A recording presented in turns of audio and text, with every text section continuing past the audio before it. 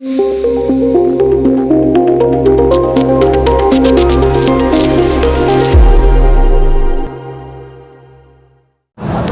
तर महाराष्ट्राच्या आणि जुन्नर तालुक्याच्या राजकारणामध्ये आम्ही 12वीला असल्यापासून म्हणजे सन 1985 सालापासून तर आज तागायत एक आदरयुक्त दरारा, प्रशासनावरती एक भक्कम पकड आणि आपल्या रुबाबदार व्यक्तिमत्वाने या जुन्नर तालुक्याच्या राजकारणात आणि समाजकारणात, केवळ जुन्नर तालुक्याच्या नाही तर महाराष्ट्राच्या राजकारणात आणि समाजकारणामध्ये एक स्वतःची वेगळी ओळख निर्माण केलेलं व्यक्तिमत्व म्हणजे माजी आमदार नामदार वल्लभशेठ बेनके. त्यांचं रात्री खरं तर आपल्या सगळ्यांमधून जाणं झालेलं आहे. त्यांना मी माझ्या खंडागळे परिवाराच्या वतीनं आणि शिवसेना जुन्नर तालुक्याच्या वतीनं भावपूर्ण आदरांजली वाहतो. वल्लभशेठ बेनके एक असं व्यक्तिमत्व होतं की समोरून जरी एखाद्याने पाहिलं तरी एक वेगळी अशी छाप या व्यक्तिमत्वाची असायची.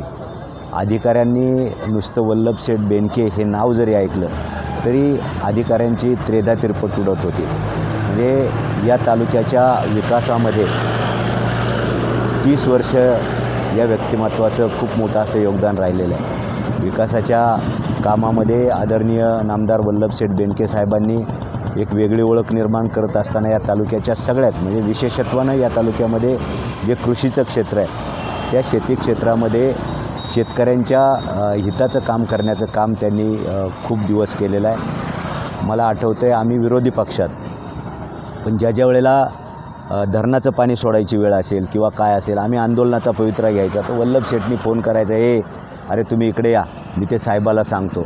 हे ज्या पद्धतीनं वल्लभशेठची हाताळण्याची एक किमया होती. म्हणजे कोणताही प्रश्न असू द्या, कसाही प्रश्न असू द्या, तो प्रश्न हाताळायचा कसा, तो मार्गी कसा लावायचा, विरोधी पक्षाच्या लोकांना कसं जवळ घेऊन त्या प्रश्नाची तड लावायची, याचं एक वेगळं कसब आदरणीय नामदार वल्लभशेठ बेनके यांच्यामध्ये होतं.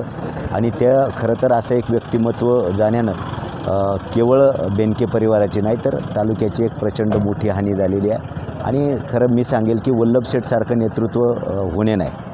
30 वर्ष म्हणजे जसं 1985 पासून मी बघतो आहे. मी ते आमदार असताना मला काही काळ पंचायत समिती सदस्य म्हणून देखील मी काम केलेलं आहे. नंतरच्या काळात जिल्हा परिषद सदस्य म्हणूनही काम केलं. आणि मग अशा वेळेला आमचं भेट व्हायची, काही मार्गदर्शन घेण्याचा योग यायचा. आणि आदरणीय शेठ घरामध्ये आजारी असताना देखील कुटुंबियांनी मी स्वतः पाहिले. आदरणीय शिवाजीदादा आढळराव पाटील असतील, त्यांचे बंधू बी डी आढळराव सर असतील, किंबहुना मंगल आप्पा बांदल असतील, यांच्या सोबतीनं मी 4-6 वेळा शेठला भेटायला गेलो. जोपर्यंत शेठ बोलू शकत होते तोपर्यंत आम्हाला सांगायचे, अरे खंडागळे तरुणपणामध्ये खूप रुबाब करू नका, हे बघा आमचं कसं झालं. म्हणजे हे कोणताही माणूस सांगू शकत नाही. खरं तर एक दिलेर आणि मोकळ्या मनाचा राजकारणातला एक मुत्सद्दी माणूस आज खरं तर या तालुक्यातून हरपला आहे.